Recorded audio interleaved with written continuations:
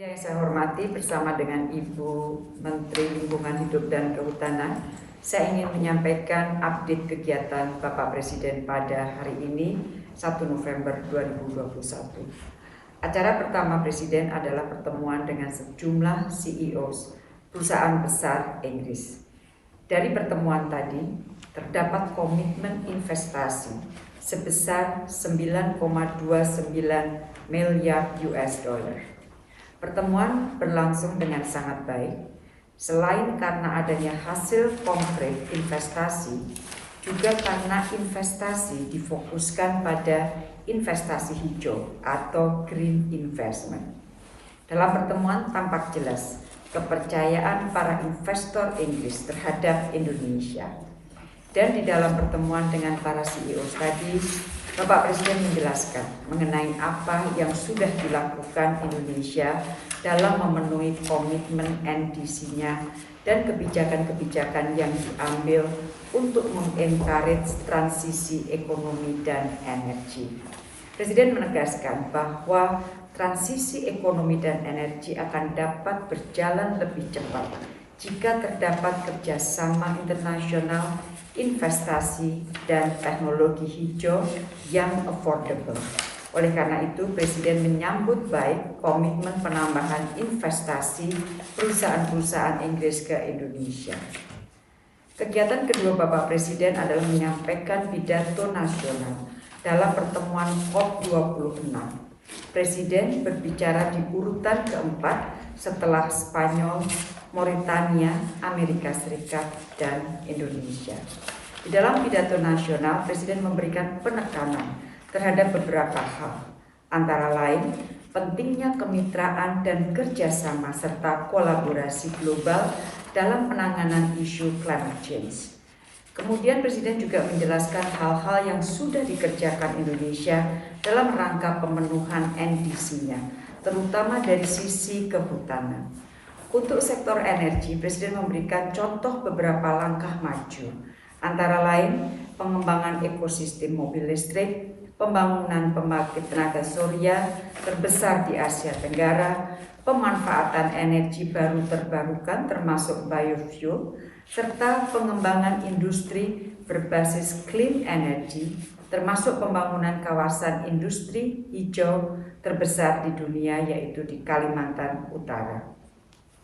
Presiden juga menjelaskan upaya Indonesia untuk memobilisasi pembiayaan iklim dan pembiayaan inovatif seperti pembiayaan campuran, obligasi hijau, dan sukuk hijau. Penyediaan pendanaan iklim dengan mitra negara maju menurut Presiden akan merupakan game changer dalam aksi mitigasi dan adaptasi perubahan iklim di negara-negara berkembang. Dalam pidato, Presiden juga menyampaikan mengenai carbon market dan carbon price yang harus menjadi bagian dari upaya penanganan isu perubahan iklim. Ekosistem ekonomi karbon yang transparan dan berintegritas, inklusif dan adil harus diciptakan. Dan sebagai penutup di dalam pertemuan tadi, dalam menyampaikan statement nasional, Presiden menyampaikan atas nama Forum Negara Kepulauan dan Negara Pulau-Pulau Kecil atau AIS, Indonesia merasa terhormat dapat mensirkulasi pernyataan bersama para pemimpin AIS Forum dan menekankan sudah menjadi komitmen AIS Forum untuk terus memajukan kerjasama kelautan dan aksi iklim di UNFCCC. Bagian ketiga dari kegiatan Bapak Presiden hari ini adalah melakukan sejumlah pertemuan bilateral.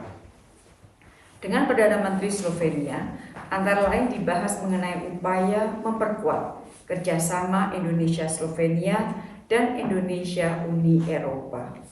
Slovenia memberikan perhatian besar terhadap Indonesia dan Slovenia menyatakan bahwa Indonesia adalah ekonomi yang terus tumbuh dan menyimpan banyak potensi.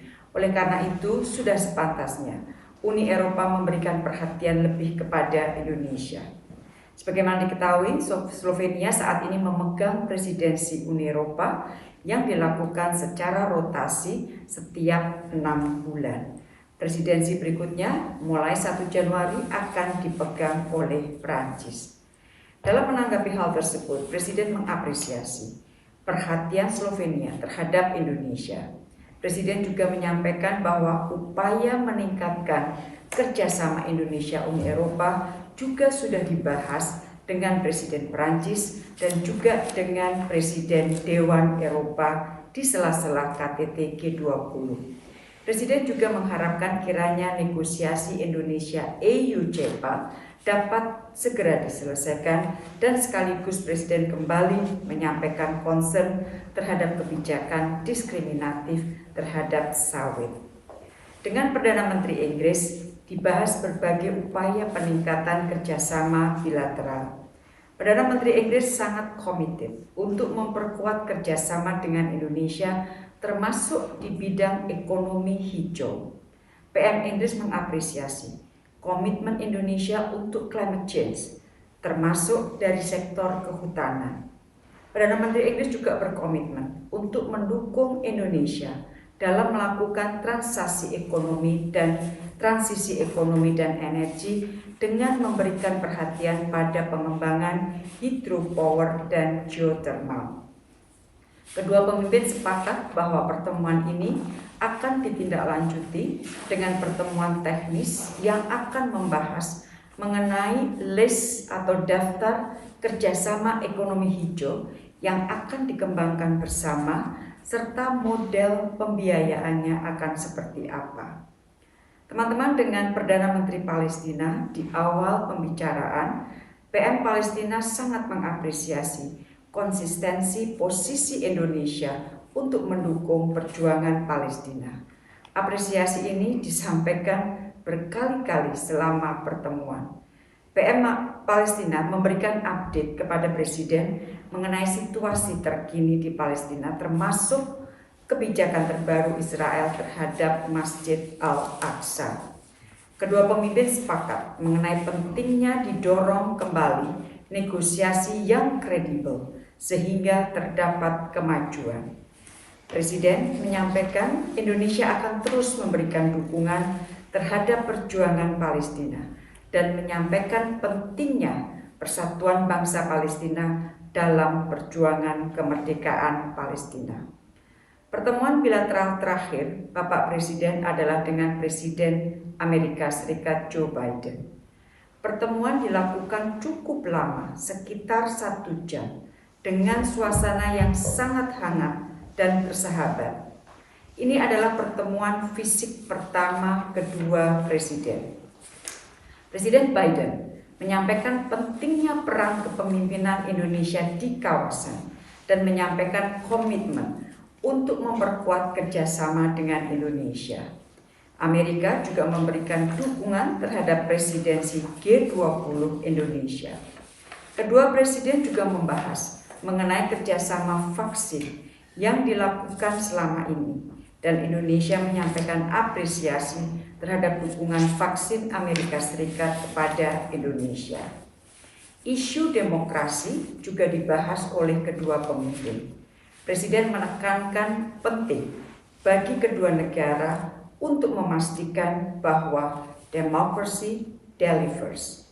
Sebagai negara demokrasi kedua dan ketiga terbesar di dunia, maka kemitraan strategis Indonesia-Amerika Serikat harus dapat berkontribusi bagi kemakmuran dan stabilitas kawasan. Mengenai Laut Cina Selatan, Presiden menyampaikan keinginan Indonesia adalah satu, yaitu melihat Laut Cina Selatan sebagai laut yang damai dan stabil. Untuk itu, Presiden menekankan bahwa hukum internasional, khususnya UNCLOS 1982, harus dihormati oleh semua pihak. Rekan-rekan, demikian yang dapat saya sampaikan. Dengan hormat saya mengundang Ibu Siti Nurbaya, Menteri LHK, untuk menyampaikan briefingnya. Terima kasih teman-teman. Terima kasih, selamat malam kawan-kawan pers yang saya cintai. konteks dan konten pada bagian kami menyangkut soal perubahan iklim.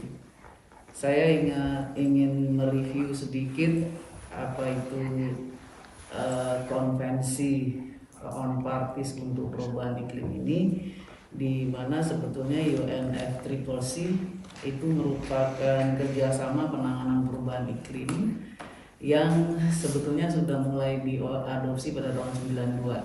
Jadi konsepnya adalah bagaimana negara-negara di dunia bersama bersepakat dengan driven dari pemerintah untuk mengatasi dampak perubahan iklim.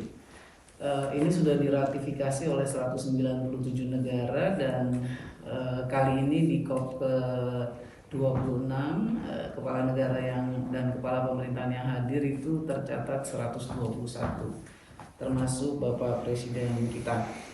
Jadi UNFCCC ini sebetulnya dimaksudkan untuk menjaga stabilitas gas rumah kaca di atmosfer, sehingga kita atau akibat perbuatan dan kegiatan manusia, atmosfer masih bisa stabil dan berarti kita bisa mengatasi dampaknya.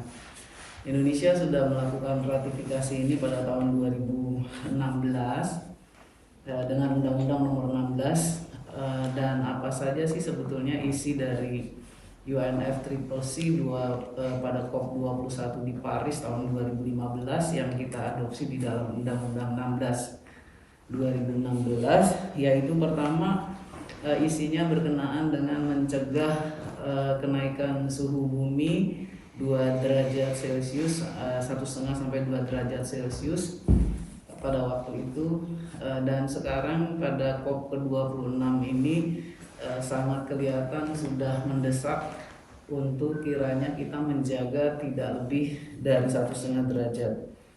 Kemudian juga adanya kewajiban untuk menegaskan komitmen terhadap kemampuan penurunan emisi gas rumah kaca atau disebut NDC yang menjadi komitmen dari masing-masing negara.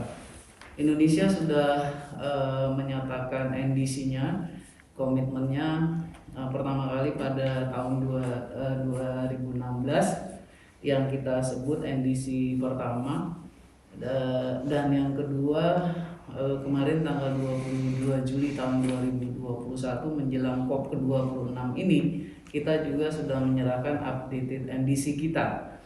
Apa yang penting di situ, di waktu yang lalu kita menetapkan bahwa kita bisa menurunkan emisi gas rumah kaca 29% tanpa artinya tanpa dukungan luar. Jadi dengan kekuatan sendiri, dengan APBN kita sendiri, APBD dan lain-lain, dan bisa 41% dengan dukungan internasional, finansial, teknologi dan lain-lain. Apa perbedaan posisi di 2021 dan 2015-2016 yang bisa kita tegaskan adalah pada tahun 2021 ini kita bisa mengatakan bahwa kita menujunya ke 41% penurunan. Jadi kalau dia dengan dukungan internasional maka akan bisa dicapai dan mungkin tidak akan terlalu sulit. Tetapi tanpa dukungan internasional pun kita tetap akan menjalankan itu dan akan berusaha mencapai itu. Kalau kita lihat apa yang sudah terjadi di Indonesia, banyak yang sudah dilakukan. Kita bisa bandingkan tahun 2015 dengan tahun 2021. Itu posisi Indonesia sangat jauh berbeda. Jadi kita sudah berbuat cukup banyak, ada sistematika juga dalam bekerja di dalam pengendalian iklim atau dampak perubahan iklim ini. Jadi deforestasi yang sudah menurun dan 115.000 hektar dalam tahun 2020, kemudian juga kebakaran hutan, kemudian sudah melakukan moratorium permanen 66,2 juta hektar. Kita juga sudah mengidentifikasi dan segera mengestablish high conservation value forest 1,4 juta hektar. banyak hal kita juga sudah lakukan rehabilitasi hutan dan lahan sejak 2019 itu 10 kali lipat. Jadi kalau dibandingin dari tahun 2010 sampai dengan sekarang kira-kira udah 3,4 juta hektar yang direhab dan akan semakin intensif sampai dengan 2024. Mangrove juga begitu, kalau biasanya hanya 1.500 hektar setahun, mulai tahun 2020 sudah 17.000 hektar, tahun ini 33.000 hektar, dan seterusnya nanti sampai 2024 dengan segala kebijakan dan dukungan yang ada kita akan melakukan rehabilitasi sampai dengan 600.000 hektar. Jadi posisi Indonesia pada COP tahun 2021 ini sangat baik menurut saya. Dan saya kira kita juga mendengar beberapa pengakuan dan itu sangat realistis. Jadi bukan mengada-ada atau kita memuji-muji diri sendiri, itu tidak. Jadi memang realistis bahwa Indonesia mengalami banyak kemajuan. Kalau kita lihat agendanya COP itu apa saja sih? Hampir setiap tahun itu agendanya itu biasanya pertama adalah main eventsnya itu apa? Main eventsnya itu adalah pembahasan tentang apakah dari subsidiary bodies menyangkut scientific dukungannya, apakah subsidiary bodies menyangkut implementasinya, ataupun menyangkut hal-hal kondisi-kondisi dari apa-apa yang harus dipersiapkan. Jadi itu kemudian biasanya lagi ada agenda dari presidensi. Kalau kita lihat di Inggris ini agenda presidensinya dia punya agenda sendiri dalam arti penekanan. Jadi penekanannya ingin menekankan bahwa untuk menekan sampai dengan 1,5 derajat Celcius, maka presidensi UK ini untuk UNFCCC pada COP26 itu mendorong untuk bisa dicapai net zero pada pertengahan abad ini. Jadi kira-kira 2050. Maka sering kita dengar catatan-catatan bahwa pada 2050 harus net zero emission. Tapi tentu berbagai negara akan berbeda-beda. Posisi Indonesia sendiri kita akan masuk di 2060, tetapi sedapat mungkin bisa ditarik ke depan. Itu bisa dihitung dari angka-angka energi, industri, juga penanganan limbah dan sampah. Jadi kalau kita lihat yang paling besar kan dari kehutanan, terus energi. Kalau kita lihat dari sektor energi, kemungkinan paling cepat itu 2054-2056. Oleh karena itu kita secara formal masih pakai term 2060 or sooner. Jadi tapi sekali lagi yang paling penting sebetulnya dalam NDCs dan penerapan agenda perubahan iklim ini adalah continuity. Jadi kita terus-terusan, bukan habis matok angka terus berhenti nggak kerja, bukan. Kita terus ikuti, kita terus hitung angkanya, kita terus bergerak mengikuti bagaimana kebijakan itu, bagaimana implementasi lapangannya, lalu dia bisa juga jadi lebih cepat. Apa yang terjadi juga di Indonesia dengan mempelajari kegiatan selama 6-7 tahun kepemimpinan Bapak Presiden Jokowi, kita bisa lihat bahwa ada kebijakan yang ditegaskan, ada law enforcement yang kuat, ada langkah-langkah implementasi kerja-kerja lapangan. Maka kita berani mengatakan bahwa khusus untuk hutan, maka kita akan forest land use net carbon sink. Jadi pada tahun 2020 kita sudah bisa bilang bahwa yang dari sektor kehutanan maka emisi karbonnya bisa ditekan, dan bahkan nanti 2030 dan seterusnya bisa negatif emission. Nah, apa yang kita harapkan dari COP26 ini? Yang pasti sebetulnya menurut Paris Agreement itu seharusnya pada tahun 2021 itu implementasinya udah jalan. Tapi pada saat kita COP di Katowice itu ternyata pedoman-pedoman programnya, implementasinya itu belum jadi, yang disebut Paris Rule Book. Oleh karena itu Indonesia termasuk yang mendesak nanti untuk Paris Rulebook ini harus jadi, karena dia menjadi pedoman untuk implementasinya. Tentu saja Indonesia juga mendukung UK presidensi untuk 1,5 derajat. Tapi terus terang saya juga dan Ibu Menlu mendengar secara langsung dari yang Bapak Presiden bahwa kita menjanjikan yang kita bisa kerjakan. Jadi kita nggak asal ngomong aja gitu. Maka saya kira 1,5 derajat Celcius itu kita arahkan terus betul-betul ke sana, sambil kebijakannya kita perbaiki, sambil kita juga memantau terus melalui BMKG bagaimana perkembangan kenaikan suhu bumi kita rata-rata dalam 100 tahun atau 110 tahun atau 150 tahun tergantung data iklim yang kita punya. Jadi kita terus bekerja untuk itu. Kemudian ekspektasi yang berikutnya adalah kita ingin menyamakan dengan negara-negara lain. Sebetulnya time frame untuk evaluasi apakah 5 tahun, 2 tahun, 1 tahun. Kalau lihat seperti ini sih Indonesia berpikir memang 5 tahun lah, cocok dengan RPJMN kita. Tapi dengan dalam pengertian dinamikanya untuk terus diikuti. Karena Indonesia melihat bahwa itu tadi harus continuous, jadi bukan batching, bukan intermittent atau sepotong-sepotong, harus terus menerus. Hal yang lain yang kita harapkan tentu saja ada transparansi dan sebagainya, dan itu sudah kita lakukan. Kemudian lagi yang penting sebenarnya untuk negara-negara rentan seperti Indonesia di tropis, apalagi negara-negara kecil, tadi Bu Menlu menyebut kita juga menyampaikan aspirasi dari negara-negara small island mengenai loss and damage, jadi bagaimana mengontrol kerusakan dan kehilangan. Jadi kira-kira hal-hal seperti itu Indonesia juga sudah mempersiapkan untuk ekonomi karbon. Jadi pricing and tradingnya itu sudah ada peraturan presidennya. Segera disiapkan teknis dan bertahap beberapa regulasi teknisnya kita segera selesaikan. Untuk itu maka dalam prosesnya ada jalur negosiasi untuk mencapai hal-hal yang tadi saya sampaikan.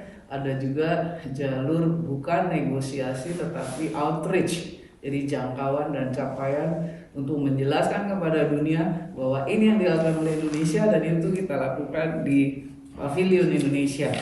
Pavilion Indonesianya itu bukan hanya ada di Glasgow tapi ada juga di Jakarta. Jadi kita connect pakai Zoom sehingga ada narasumber yang di Jakarta, ada yang di sini. Jadi sesi dari outreach kita ada 30 sesi di Glasgow. Kemudian ada 18 sesi di Jakarta. Karena kalau di sini jam 6 sore, di Jakarta udah jam 12 malam. Jadi makanya jadi kurang gitu ya. Jadi kita mengatur sesi-sesi itu dengan sebaik-baiknya. Jadi Indonesia pada posisi yang penuh harapan saya kira di sini, dan juga diharapkan oleh pihak-pihak lain.